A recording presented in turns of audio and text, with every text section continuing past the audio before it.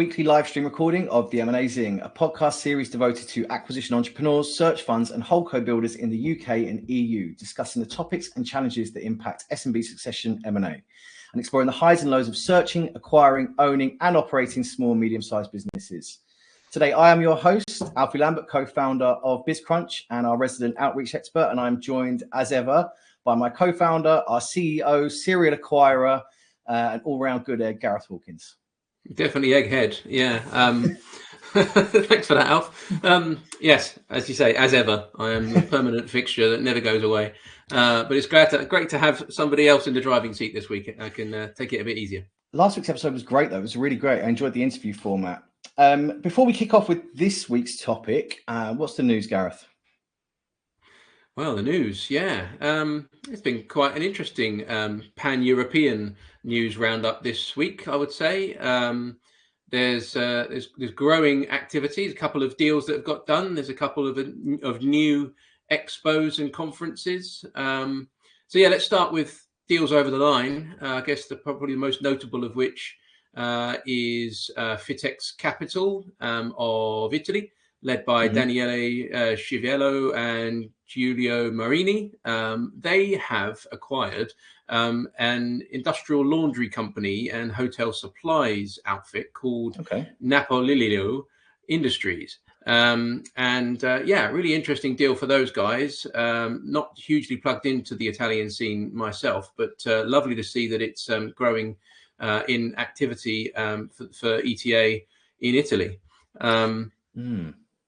Yeah, that's interesting. We don't generally tend to hear a lot from Italy, but as we know, and as we spoke about on our episode, that ETA is growing in Europe, and hotel supplies, laundry is really interesting. I spoke to one of our users about this a couple of weeks ago, and he said that he'd been looking into it. It's really, it's probably not the first thing that would come to mind when thinking about buying a company, but I think it's such a smart buy, such an interesting industry, and one that's going to persist. They're always going to need more. They're always going to need more clean sheets. Well, this is true. We all need a clean sheet, don't we? But yeah, no, it is one of those evergreen industries that is going to have constant demand. Doesn't look like AI is going to disrupt it anytime soon. No, I think Daniele specifically, who's obviously qualified from Boston College in the US, has got some experience actually with Bright Star and Bain. Out of the US, he's obviously taken a fairly long-sighted view of the sort of industries he wants to acquire in, and hospitality. Just if you look at the CAGR of hospitality, and generally it's growing, but having an aligned service industry like industrial laundry can only be a good thing. So yeah, I wish him absolute success, and no doubt it will continue. Maybe he'll come on and tell us all about it at some point. I love that. Further north in the continent, actually out of Berlin, there's a conference, the Mittelstand Summit 2025, that's been announced, taking place on the 20th of May, which will be a nice sort of hub for the German ETA space, which again continues to grow in activity. It's invite only, so I think Google we'll put a link in the show notes, and folks can see who they can tap up to get an invite. But certainly great to see that forum evolving. It seems to be quite a calendar this year of ETA events across Europe.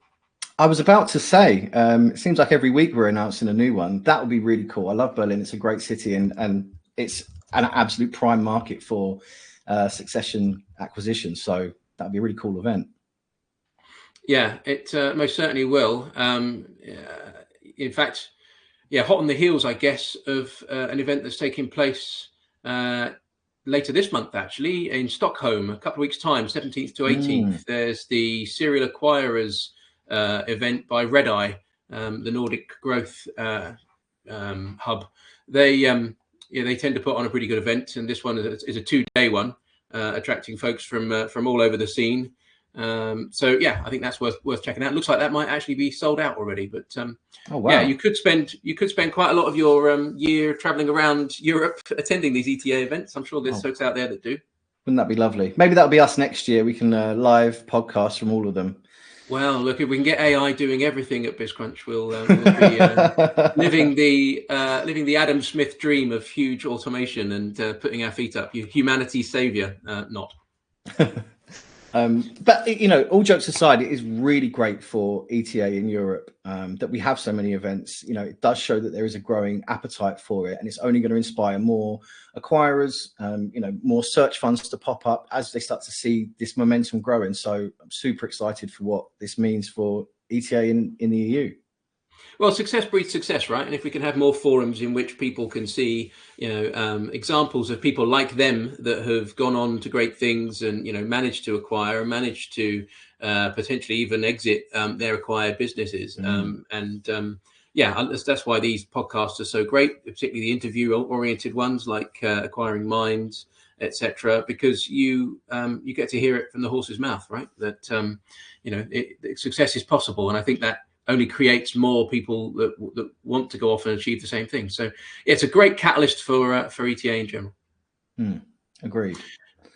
But having said that, the flip side of the coin is that there's a growing amount of noise in the news at the moment. I've seen it in search funds news, and there was a great podcast, In the Trenches, I think it's called, by Kent Weaver, that is talking about the declining acquisition success rate in search in the USA. Historically, you used to get, 2/3 of searchers would get a deal over the line. And that's been impaired slightly over the last decade, falling to about 57% now. And I guess the question that everybody's trying to grapple with is why? Is it oversupply of searchers? Is it an under availability of businesses? We know that not to be true. Is it a change of cost of capital? Is it increase in multiples? Is it, it's internal succession? Like, who knows? But they postulate these different possibilities in these articles and podcasts. So well worth diving into at some point in the future, I guess, as to what are the drivers of success in search, like what leads more people, what conditions need to be right for people to get searches over the line, versus what are the inhibiting factors that hold back that part of the economy or that asset class. Answers on a postcard. Yeah. What do you think, Alf? It's really difficult to know. It's not a huge dip. I mean, look, any dip is obviously a negative thing. It's not a huge dip. I would like to see how that trends over the next couple of years. Sure. But yeah, it's definitely not a lack of businesses, as we know. Maybe a proliferation of new searchers. I don't think that we are at saturation for that yet. That we'd see a dip, US wide. I don't think we're quite at that level. So. No, there's not enough data, is it? I mean, the big tell is how many deals, rather than a percentage, which lies in statistics, right? The percentage can be impacted by, as you say, number of new searchers on the scene. So if we just knew, what the trajectory of deals was like in general in search, I think we'd have a better picture. Yeah, I think that's what I was about to say. Is I think that if the number of deals has risen but the success rate has fallen, I don't think that's the end of the world. If there are more search funds, more searchers out there, more deals getting over the line, but as a result of that, there's a slight dip in conversion. Then I don't think that's the end of the world. Yeah, I'd be really interested to find that, actually. I mean, maybe we spoke about it a couple of weeks ago. There's a report that obviously we'll wait for the next Stanford report, because that looks into activity in a very granular and forensic way on search funds. So we'll wait that with bated breath. But we did talk about the 2024 report of 80 acquisitions globally that were search fund led. That came up in a show 2 weeks ago, I think, when we last spoke it through. So if 80 is the number in 2024, is that significantly higher or lower, and is it proportionate to the number of searchers in those periods? That's the data we need to get. So I think we'll leave that topic there, but it's one to postulate on, and who knows, maybe BizCrunch could be doing our own state of ETA report at some point in the coming years. Wouldn't that be fun?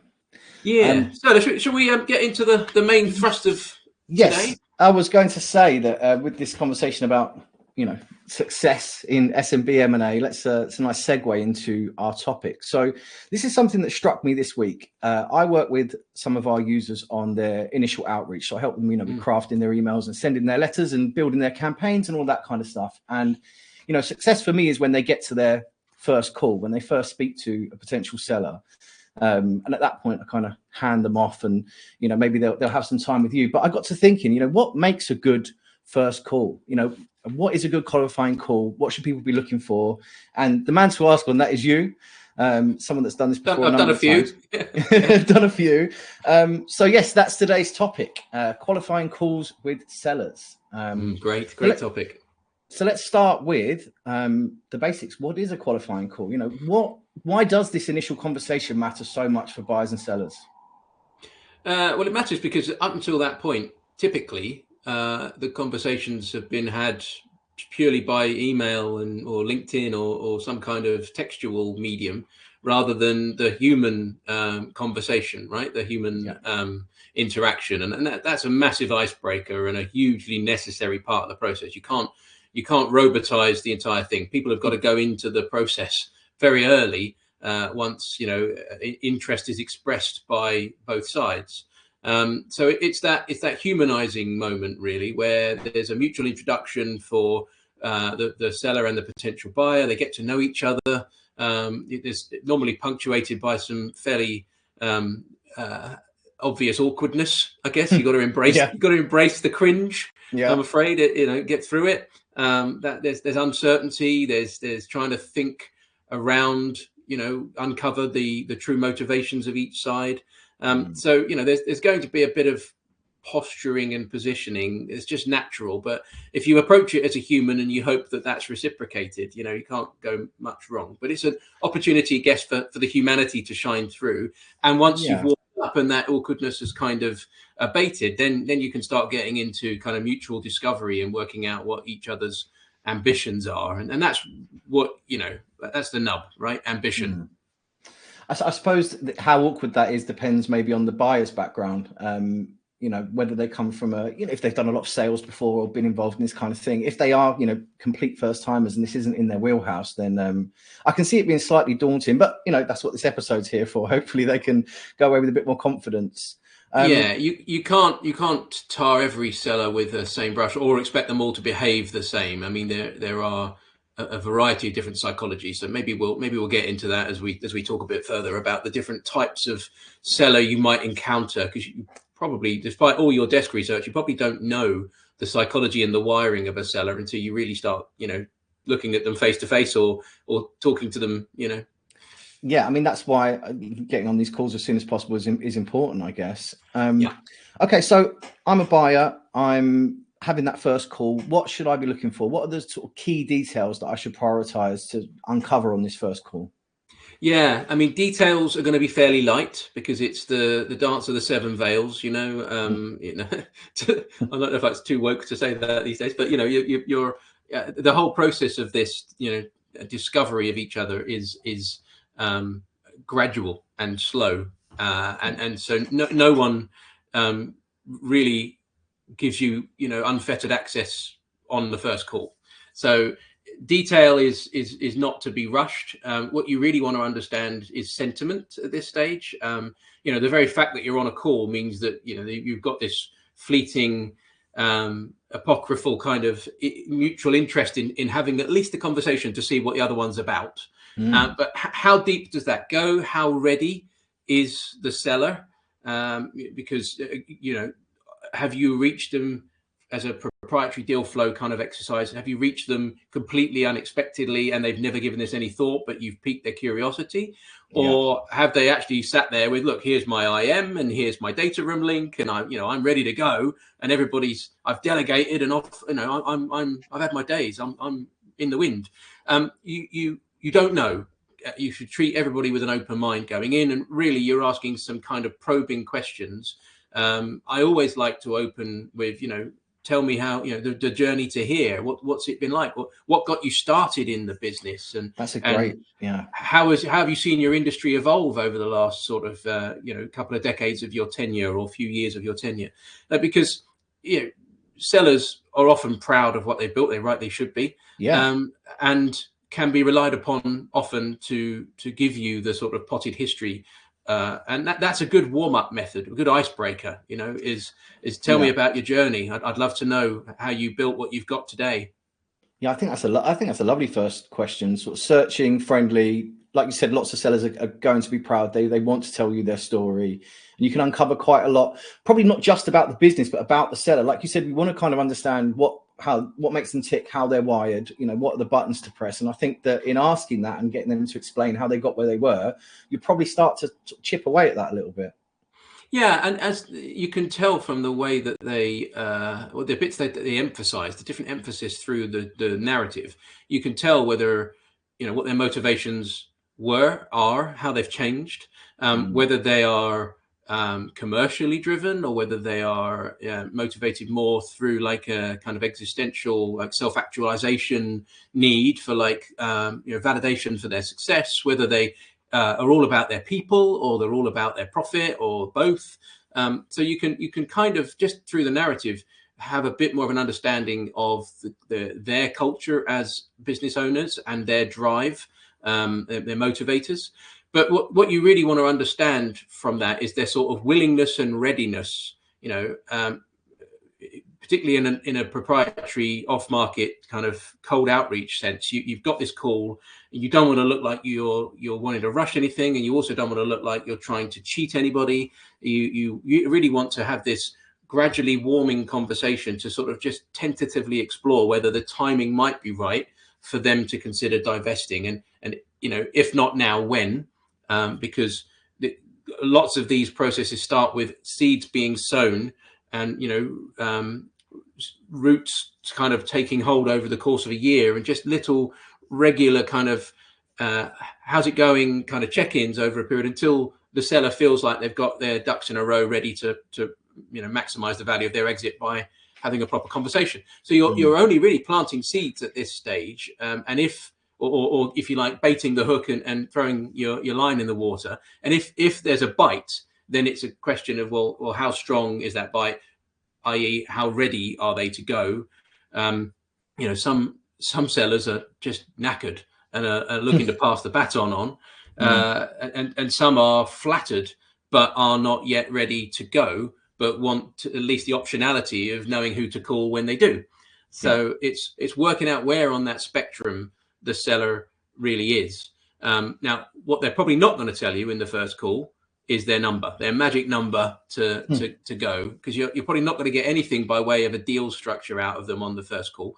I mean, you can tease it. What are your ambitions for the business is always a great great question. And you can tease from that whether they are like, well, look, I think I've taken it as far as I can, or I'd love for it to grow 3x, and do you still feel like you've got the appetite to deliver that 3x? Well, no, that's sort of, I probably need to bring in additional management or spend some additional investment. So you can get a feeling kind of more generally about where they feel the business is at and their relationship with the business. And that's probably about as much as you can glean, but it's a damn good starter. It's a lot better than kind of poking around in the dark over email. Oh, absolutely. Okay, so we're on the call, we're talking to the seller. How hard should you press for information? What's that kind of balance between asking tough questions and getting what you want from the call, and also doing that all important rapport building?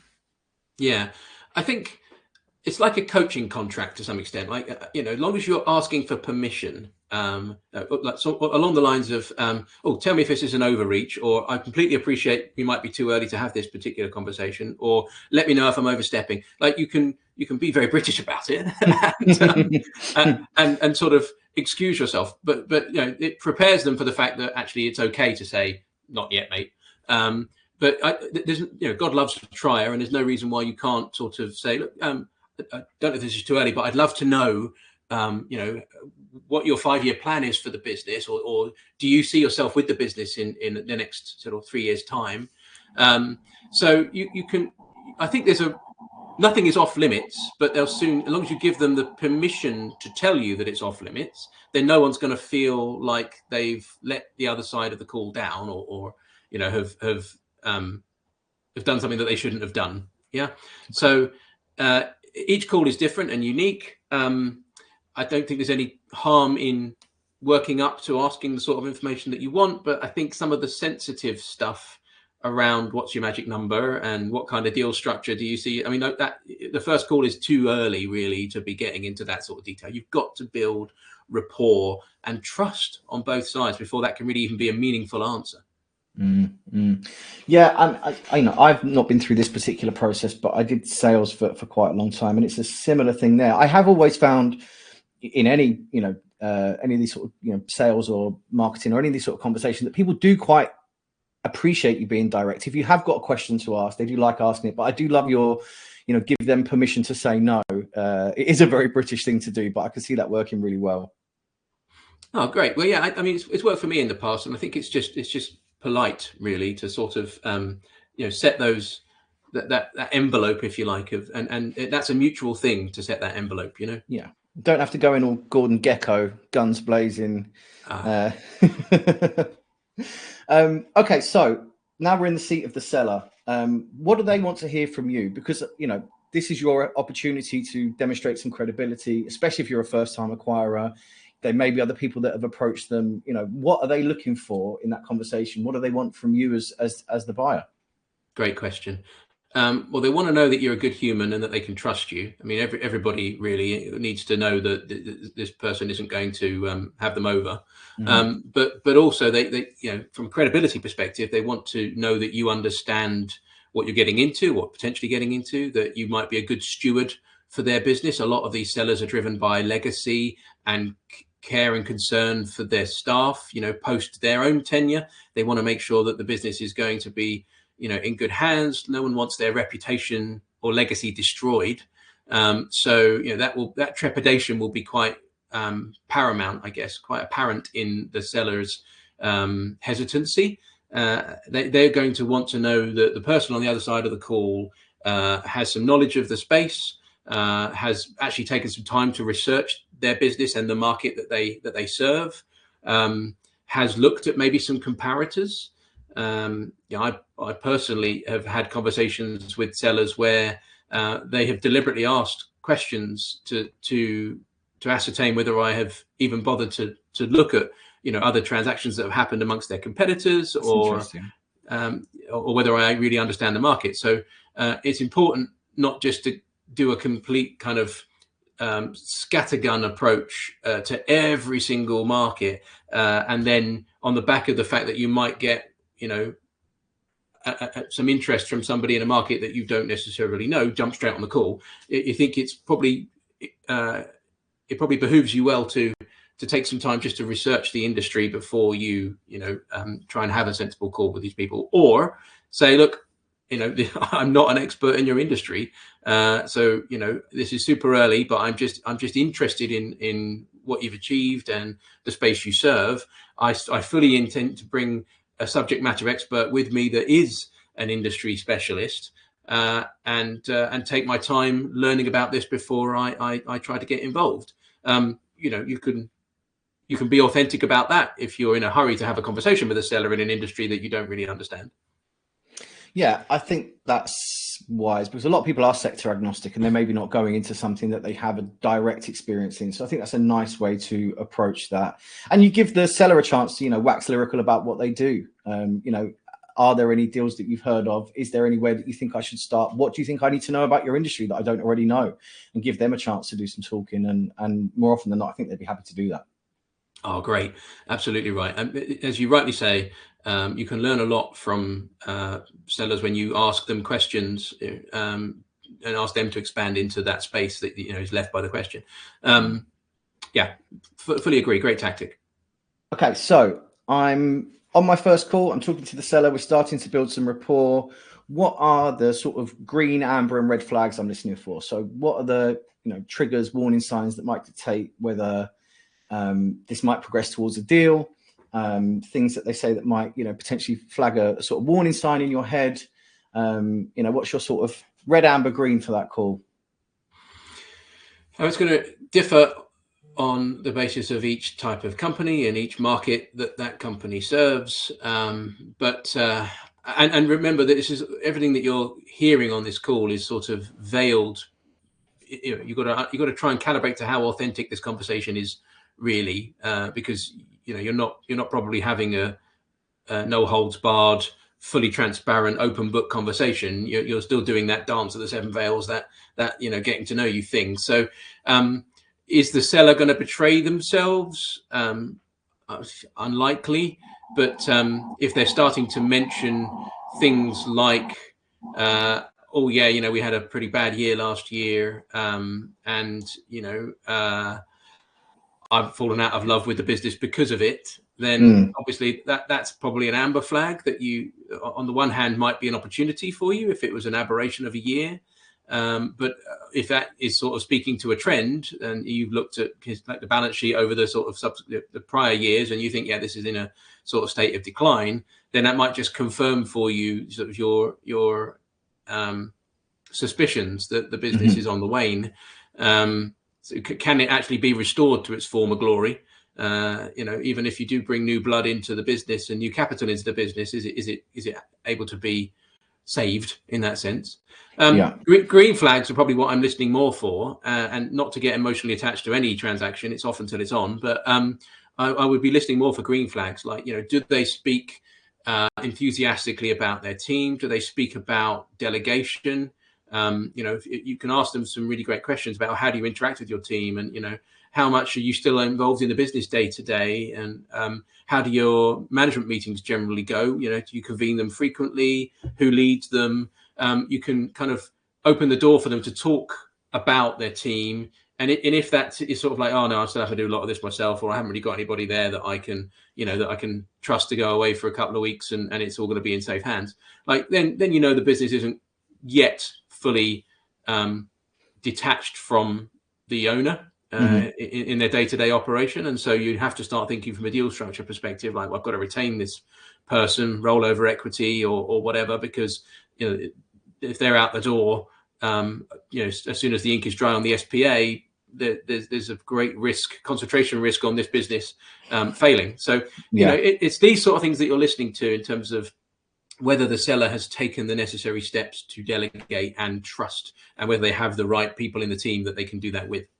Okay. And are there any green flags that you'd listen for that indicate that a seller would be perhaps more ready to go for a deal? I mean, one of your answers earlier, you were saying that, some sellers will come ready with their deal room and, all of their data somewhere and access to their finances, and, maybe they've had an offer before. Is there anything like that? Well, that makes you exactly that. I would love. I actually really enjoy it when they say, "Well, we were in a process with such and such, and we had to walk away because either the buyer retraded on them, which happens so frequently. They changed the deal to the detriment of the seller, and so the fact that they may be a little wounded from that time suck that they went through previously, but still open-minded and semi-prepared enough to get stuck in and do it again. Like, you could take the white knight approach there, couldn't you? That you're kind of riding to the rescue a little. So yes, having been in a process before and having had it not complete, and I'd want to drill down as to whether that was the buyer not being able to come up with the money, or wanting to change the terms significantly, rather than, well, they discovered in due diligence that the EBITDA was a quarter of what they thought it was, or something like that. Again, are you going to really find that out on the first call? I think you're really making notes at this point as to what you delve deeper into.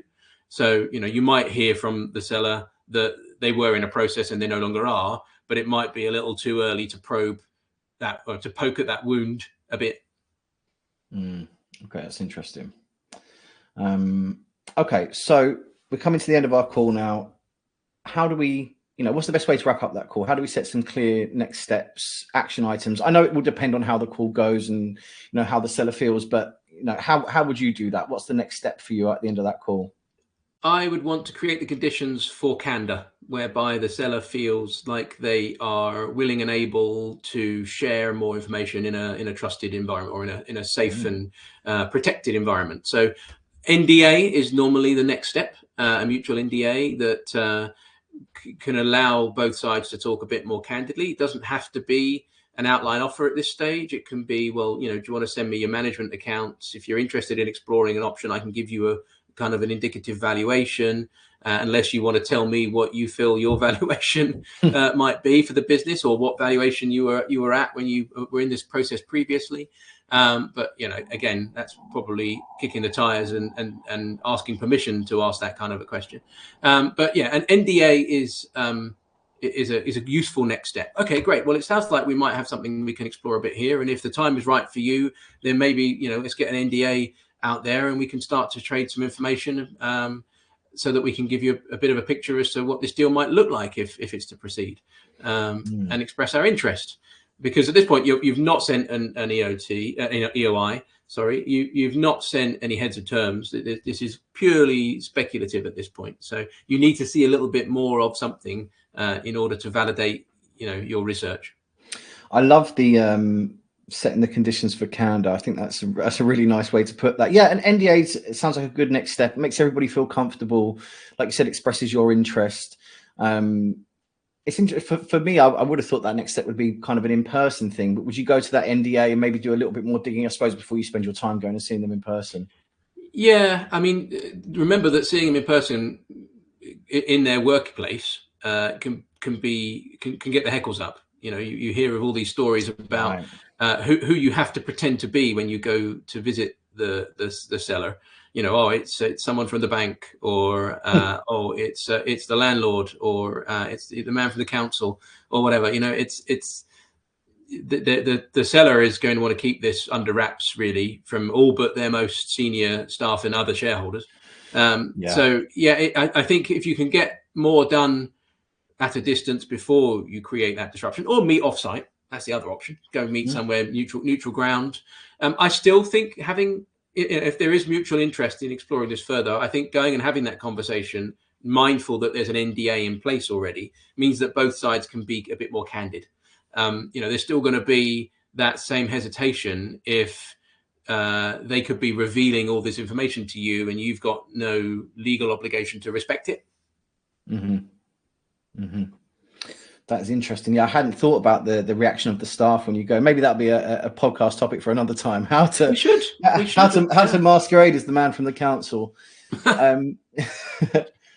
Okay, interesting. So I think that pretty much wraps up that first call. As someone that's done this a few times, do you have any sort of memorable successes or horror stories with qualifying calls? I had one guy happily take my call from my outreach just to tell me to F off. So that was nice, and asked me how I had the audacity to think that I could acquire his business. So that was interesting. But then I've had far more, infinitely more pleasant conversations with people that, and it's quite interesting that there's been a sort of smorgasbord. I've had some really prepared sellers that have actually exited previously from another business and know exactly the steps that they want to follow and need to follow to sort of execute this process to their best advantage. And they're like running the call. It's actually, it's like melodical music, it's like, wow, we're really moving at pace here. And they really want to know, multiple. Have you done your homework? Have you looked at comparators? Do you know the average price that people pay as a multiple of EBITDA in this space, in this sector? Less of a dance with those sorts of sellers then, I guess. I mean, straight to the point. Yeah, you can tell the ones that have had a lot of these conversations and are like, come on, mate, don't waste my time. Give me the number. Yeah. And that, if you're going into these calls expecting it to be kind of softly getting to know you, and you get hit with one of those, it's like, oh, okay, right.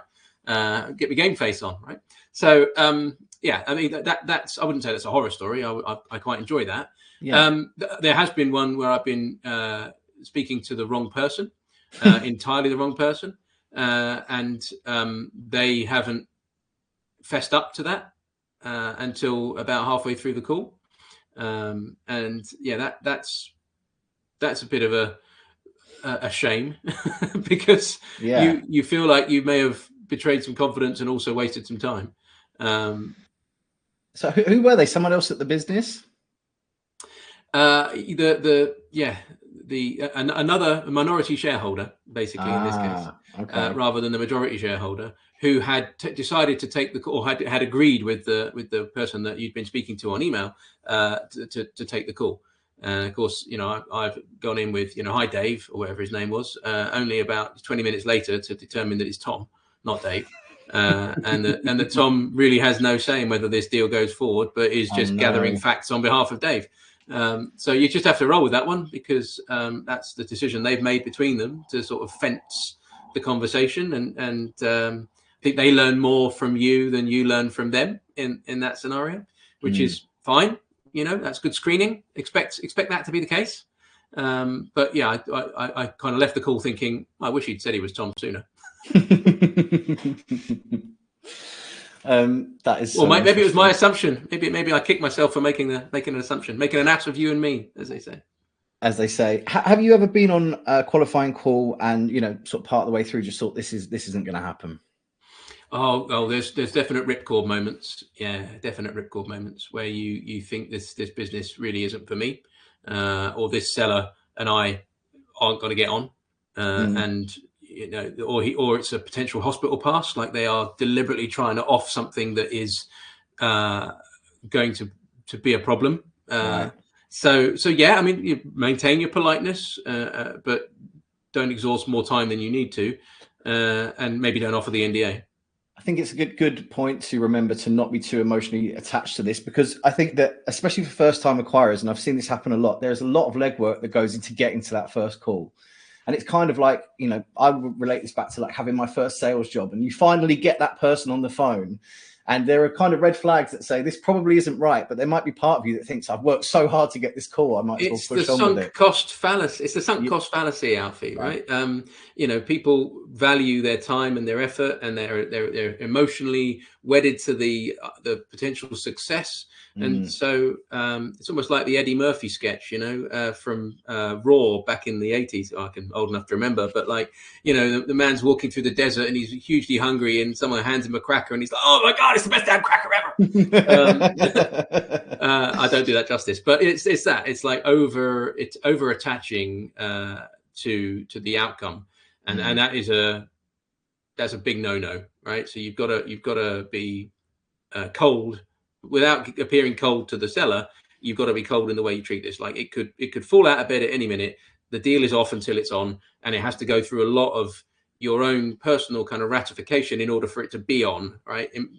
Imagine your life depended on it, right? Yeah. So yes, I have seen some sellers that emotionally attached don't.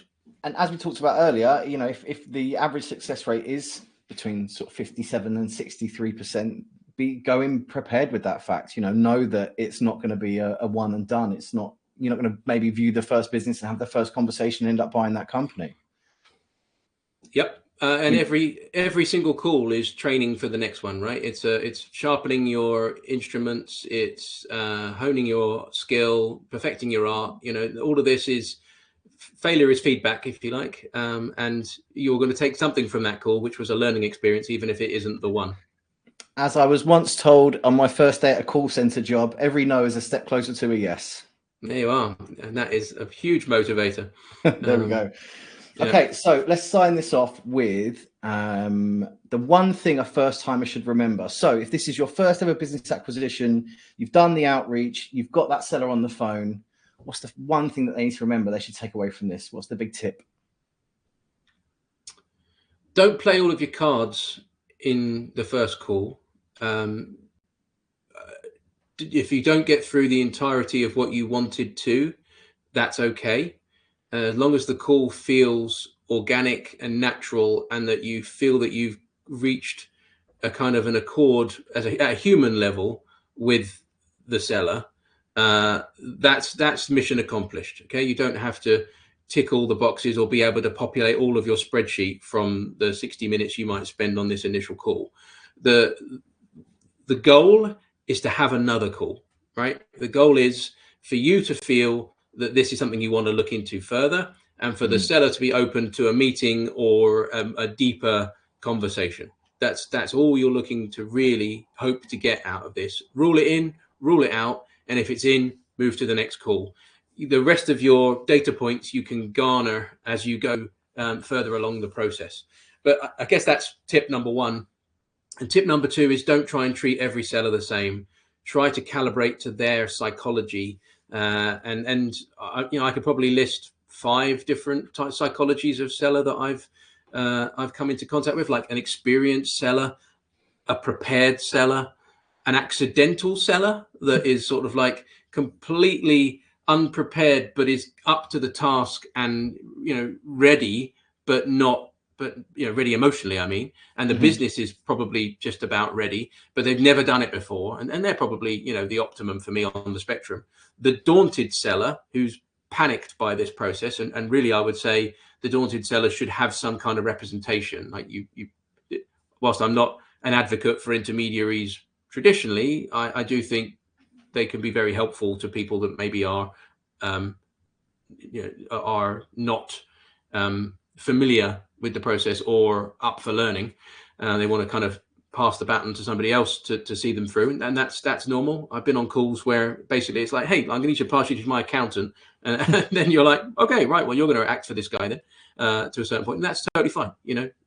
Business owners are often good at their craft and their industry, not necessarily at the sort of spreadsheet semantics and financial alchemy that we live in. And I guess finally, there's the distressed seller, where like it's take this off my hands. I have had my fill. I'm done. And you need to be very much aware of the kind of emotional roller coaster that they've been on and the volatility of that situation for them. Yeah. Which may be the lens through which they see certain things. So don't treat everybody the same. There is a whole spectrum of personalities that you'll encounter. Excellent. I love that. Well, if you are a first-time acquirer, I think even if you've got some experience, I think there's something in that conversation for you. I would certainly feel more confident going into a call after this. So thanks for that, Gareth. Great. Well, the next one's on you then, Alfie. I'll send you the list, mate. There you go. I'm ready. Before we go, I think this is a good opportunity for us to remind our listeners one more time about the Serial Acquirers Symposium. Yeah, absolutely. There's still some day passes available. It's happening on the 18th of June in Marylebone in central London. We've got a huge amount of guest speakers now signed up, talking about, actually, one topic is about seller psychology and deal structuring with sellers. And we've got somebody telling us about their first 100 days, having built and acquired have built their search fund and acquired a company, what they did in their first 100 days post-acquisition. We have a former Dragon who's talking to us about AI and how AI can be used both in the process of M&A, but also in value creation post-deal. So that's super exciting. Yeah, exactly. We've got some lawyers talking to us about the necessary legal considerations, and we've got some lenders talking to us about some emerging innovative ways of structuring the finance of some of these deals, because often they're leveraged. It's a huge program of topics being covered on the day. You can still save 25% on your ticket price. Get it for 245 quid using the code LAUNCH at serialacquirer.uk. That's a steal. Excellent. So exciting. I absolutely cannot wait for that. It's going to be great. Yeah. And it's across 2 spaces. We've got this huge auditorium and then this kind of like big glass box with a kind of networking area. And then in that glass box, we're going to be doing discussion panels. We're going to be doing round tables. We're going to be doing live podcasting. So be good. Not to be missed, I would say. It's we've got to get through. We've got LBS's this month, back into this month, and then there's a bit of a lull in the UK ETA conference scene until then. So hope you can all join us. Awesome. Okay, well, I think it's now time for us to head over to our live listeners and ask them for a Q&A. If you're out there and you're listening and you want to know some questions about your qualifying calls and questions to ask, or you've got any feedback for us, now's the time. Yeah, pop them in the chat, folks, and off we go. And for those of you watching and listening on our pod, we'll see you again next week. Keep on crunching. See you next week.